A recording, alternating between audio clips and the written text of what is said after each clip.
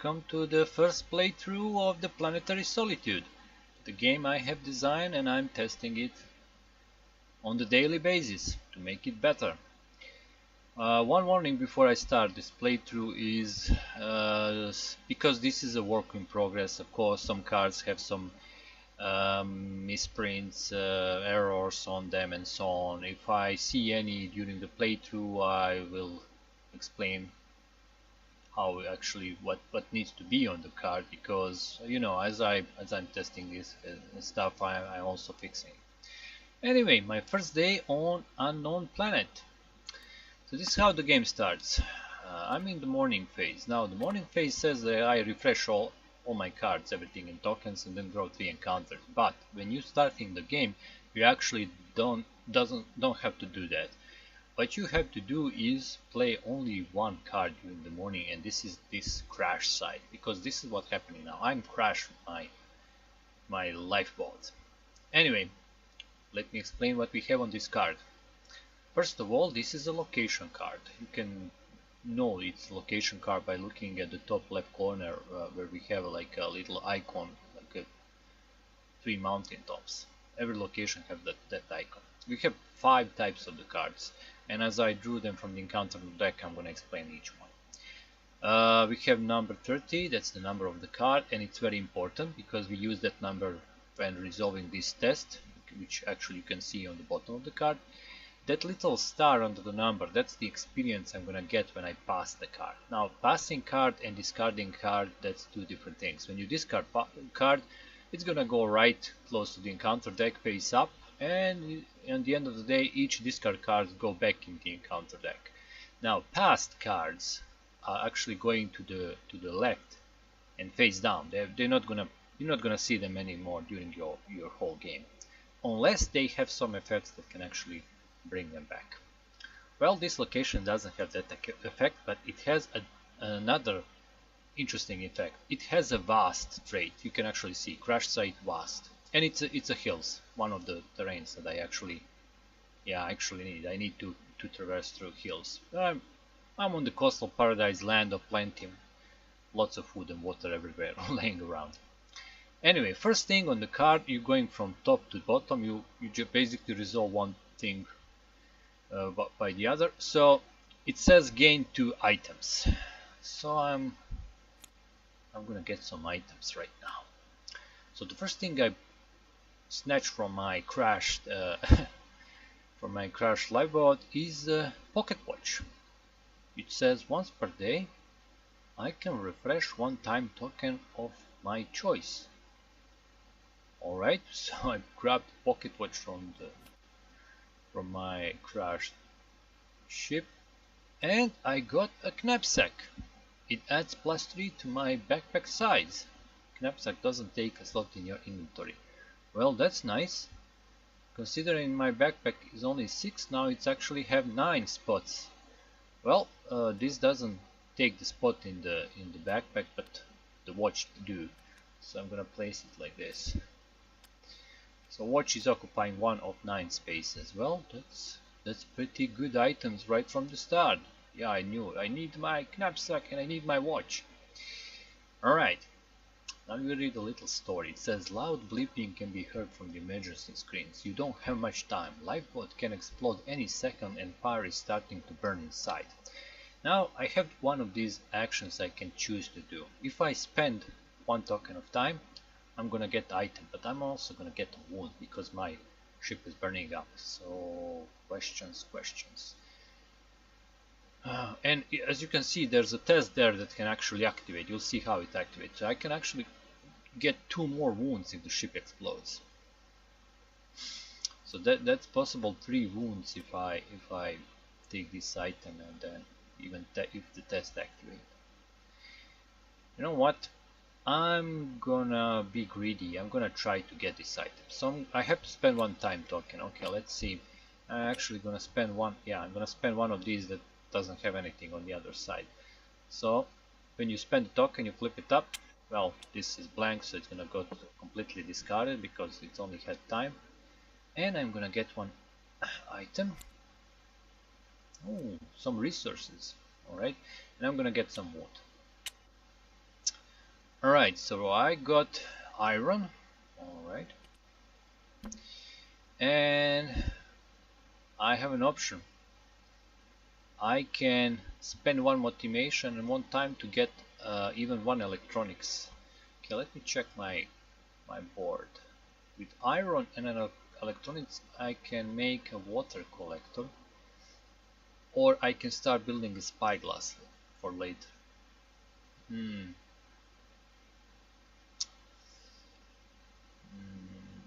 I don't know. I don't know. Should I do this? Well, I need a water collector definitely. I mean, this land has lots of food. No, I'm not gonna do that because if I ever get any food or water, I'm gonna get another food and water. So yeah, I'm done with this. Anyway, these cards are a bit different. This is not an item card. This gives you a resource, and you can see on the bottom right corner there is like a reshuffle icon with two arrows going in circle. So whenever you pull this, you take your items and it goes back into the item deck. You just reshuffle it inside. Alright, I have some iron watch.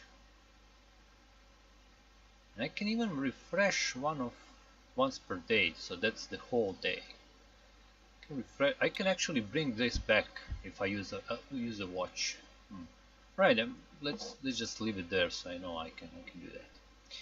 Alright, after that we need to do the test. And how we do it? Well, it's very simple. You're gonna... Oh wait, I forgot to do something very important. So crash site has a vast trait. Vast trait means I need to go through this deck and search another location and connect it to this card. I totally forgot to do that. So let's do this. So whenever you search for something, just pulling cards until you found the one you actually need. You're looking for these little icons. I'm looking for that icons with 3 points. I mean 3 tops. So oh, here it is. Alright. So this location is basically continuation of the site where I'm right now. So it's a river canyon. Alright. Wow, that river canyon also has a vast rate, so I have to do it right now. I have to continue searching for another location and attach to that canyon. Okay, locations. Here it is. And the end of that canyon is the coastal city. Alright, he doesn't have any traits, so that's where this complete location actually ends. It's like a one big connected location. That's actually nice. Alright, so how do we test cards? Well, we pull the first card from the top, we flip it up, and then we check the numbers. 63 against 30. Whenever this number on the card I just pulled is higher or equal than the number where I'm right now, the test will activate. So in this case, we discard this. In this case, I'm gonna take 2 wounds because my ship just exploded. So 2 more wounds for me. Now here's the deal. If I ever pass this part, if I go down beyond this market point, I will have to discard one of these motivation tokens right away. And as long as I'm down, I will not be able to bring the token back from the discard pile. He will not refresh. So that's pretty bad. If as you can see, if you go down with your health, you will totally lose motivation to live, and then you just die. Okay, so that's a tough beginning for me. Anyway, I pass this card, I go to the next one. Now, whenever you pass the card and go to the discard pile, I'm gonna get actually 1 experience.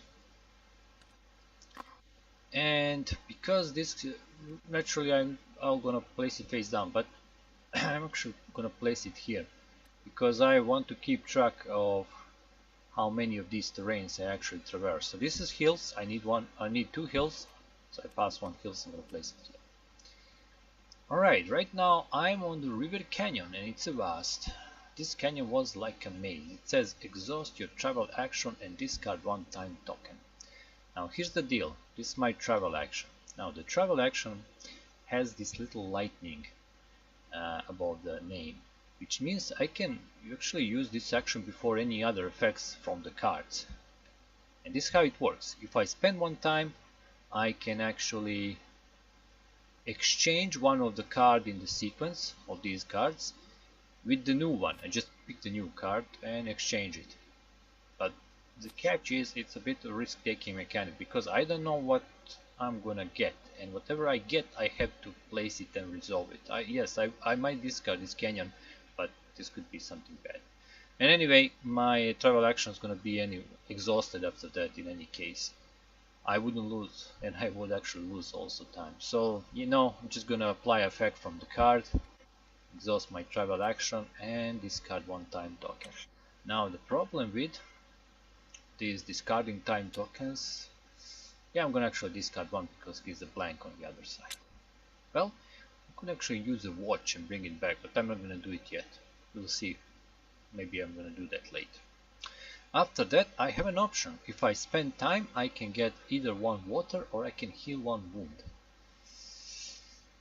Oh, I think I'm gonna spend time to heal one wound. Oh, actually, let's do the combo. So I'm gonna use my pocket watch. I'm gonna flip it like that so I know it's used and it can't be reused during the whole day. And I'm gonna bring one of my times back, and then I'm gonna use that time, bam, to heal one wound.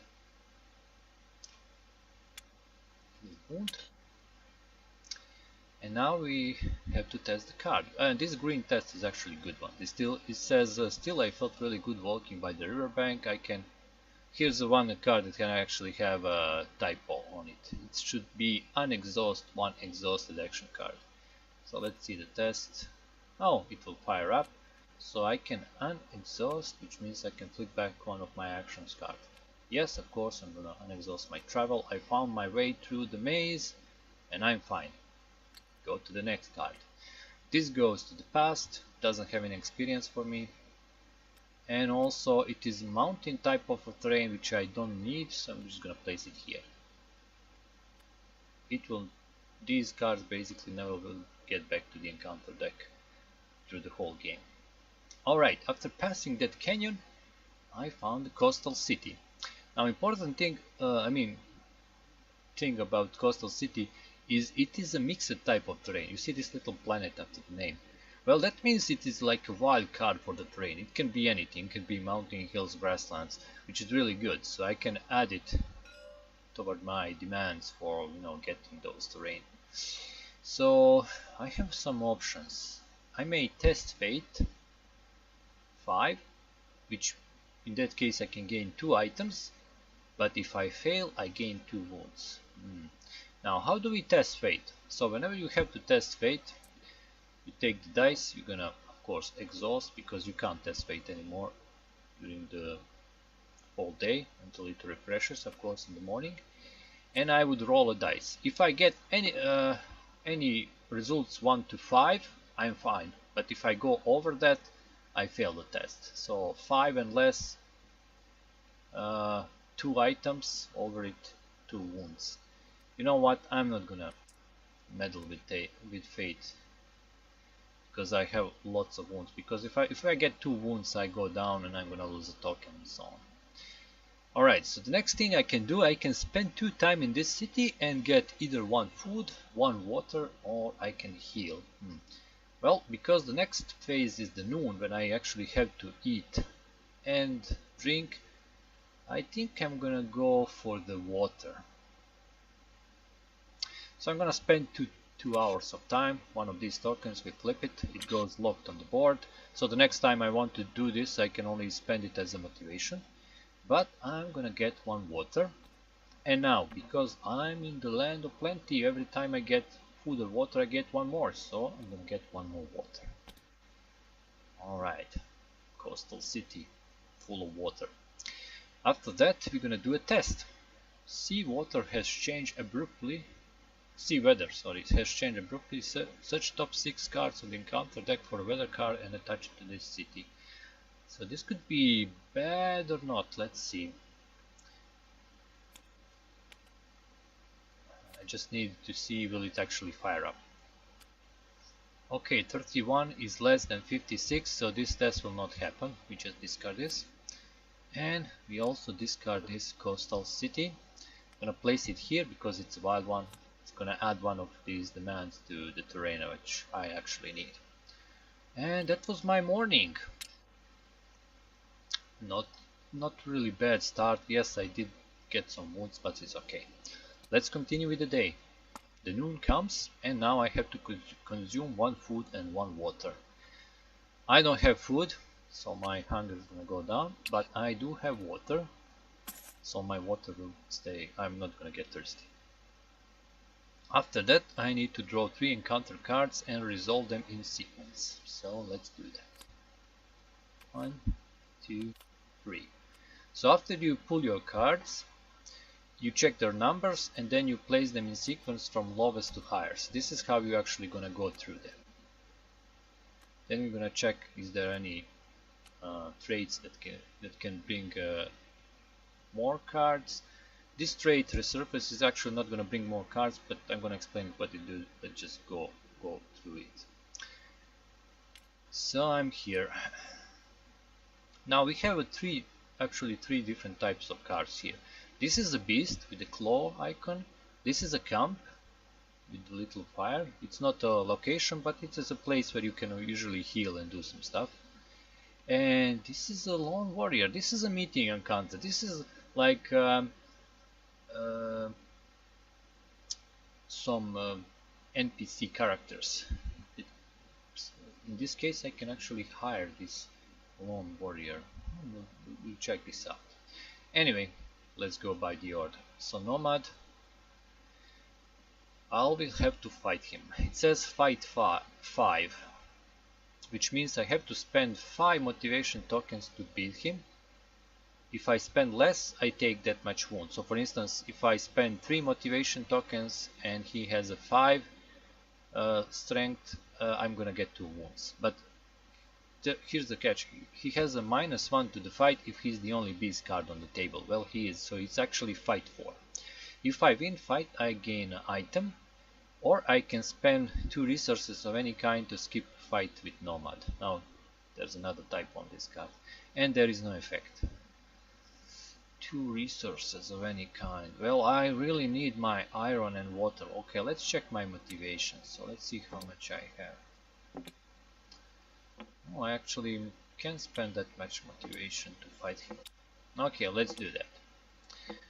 So I already have one locked, so I'm gonna spend 1, 2, 3, and this one goes away. That's 4. I'm gonna win a fight and I'm gonna gain an item. Alright, let's see. Oh, I get 2 more water. Well, I guess in this case 3 more because of this coastal paradise. So 1, 2, 3. Oh, suddenly I have lots of water, but I don't have any food. Anyway, it says minerals in this water source were quite rejuvenating. I felt that if I would take a bath in the pond, I would probably energize my body to full capacity. Okay, so I can spend 2 time to heal 2 wounds. Alright, let's do that. I'm gonna heal 2 wounds. And then we reshuffle this card because that's one of these that you have to reshuffle. Well, that was quite nice. So I managed to pass the Nomad. I actually defeated him. Now, usually I would also, as you can see, I'm gonna get 1 experience point. Let's add it to the board. Now, these cards that you passed usually go face down, but the Nomad has a resurface, so I'm gonna place it here. You'll see how the resurface work when you get to the end of the day. Alright,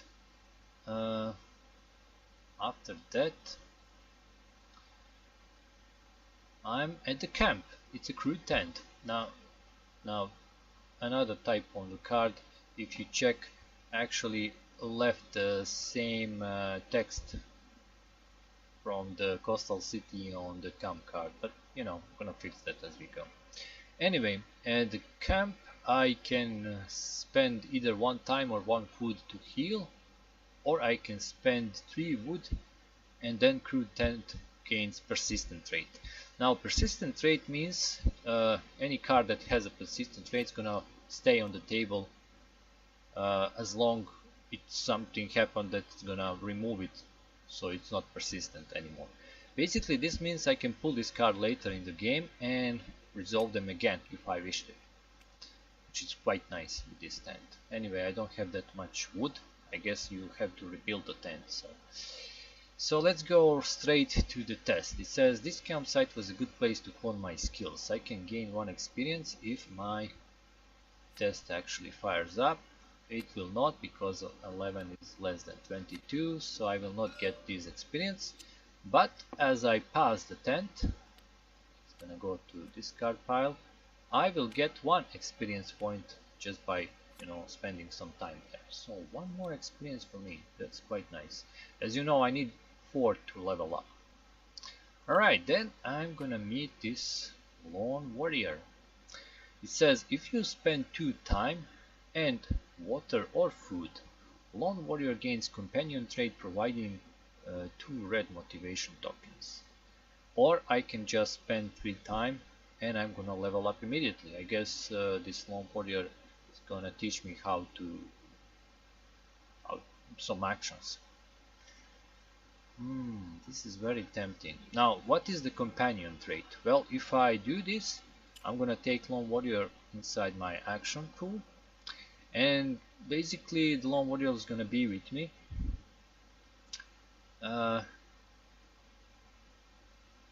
Providing me the additional tokens I can use, in this case motivation. But here's the catch. You see this test down here? When the card gets companion trait, when it's in your action points, and at the beginning, when every other card refresh, you actually have to fire this test. So as you can see, it can actually be that later the lone warrior will lose companion trait, but I level up anyway. So I guess she was fed up with me and just gone away. Do I want to do this? That's 2 time. I have plenty of water, yeah. But I'm very low with other resources. But let's spend these 2, or should I spend these ones? Yeah, I'm gonna spend these 2 time tokens and 1 water. And I'm gonna gain lone warrior as a companion. Alright, so because I gain her as a companion, I get to choose 2 of these tokens.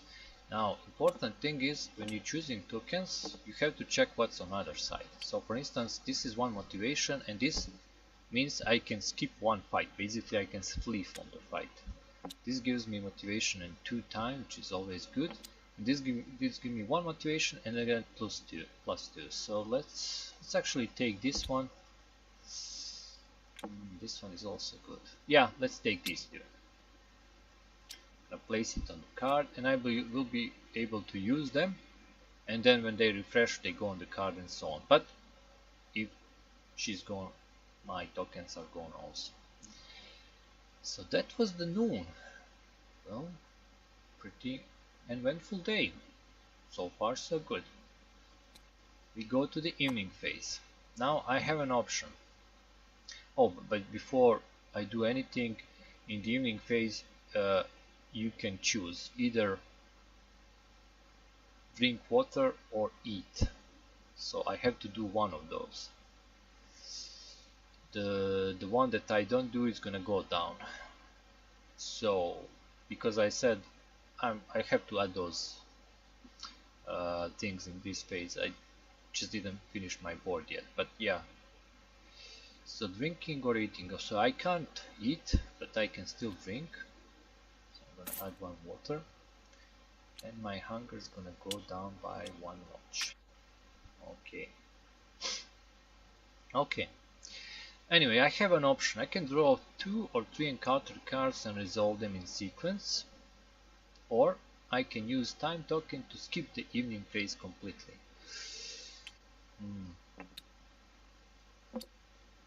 Check. I think I'm gonna use the time token and skip the evening phase because I'm really low with resources. I have only 1 motivation and 2 hours of time.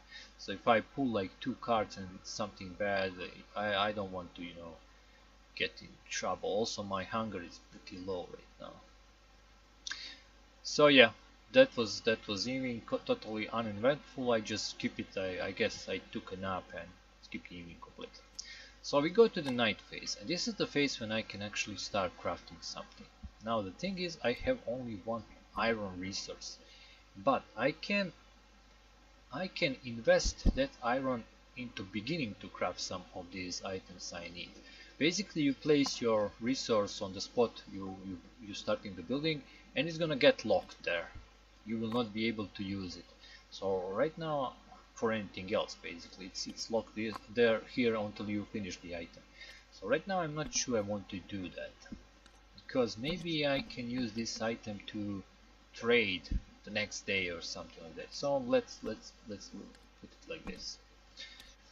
By the way, I don't know if I said before, but resources do not go to your backpack limit. Only these items that you can't reshuffle back into deck are actually items that right now, well, I only have a watch. So that was one complete day on the Planetary Solitude. So let's do the morning. I mean, or should I stop here? I was planning to do one day per video, but I can refresh everything and then save the game and continue the video next time. So yeah, let's do that. So let's go to the morning, just refresh things. So I will be able to use my pocket watch again, because he's once per day. I get all my tokens back. Any action card that was used would flip back. Right now I didn't use any. And I have to test my companion. So if I have any number, oh wait, I forgot. Before I refresh everything and the end of the night phase, this is the time when all these cards that you have used go back into the encounter deck. You reshuffle the deck, and then you check, do you have any cards with a resurface option, like this Nomad here. So he has resurface 16. What this means is, you're gonna put him back into the encounter deck, but he must be on top of 16 cards. So you're gonna take 16 cards from the encounter deck.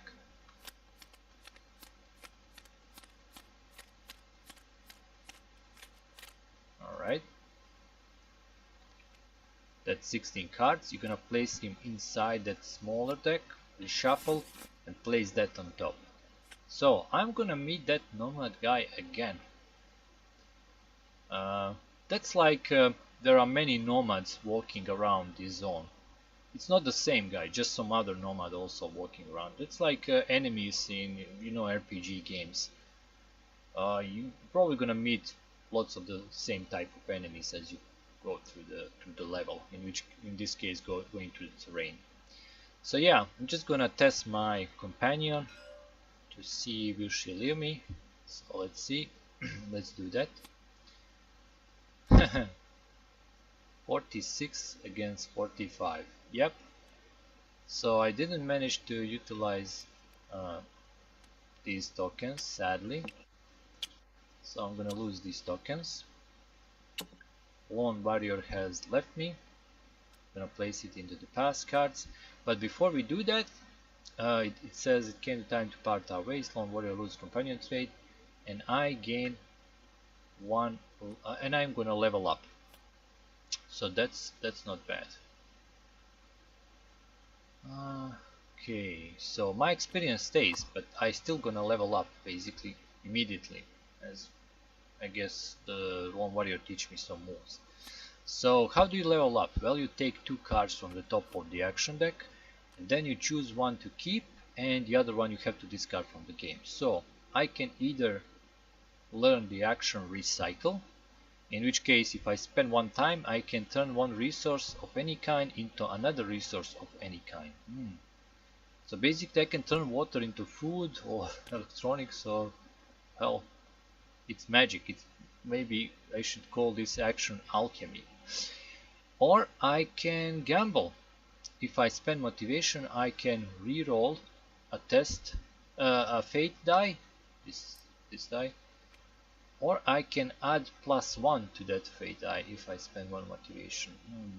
I think in this case recycling is much better action. So this goes out of the game, and this is something that I add to my action pool.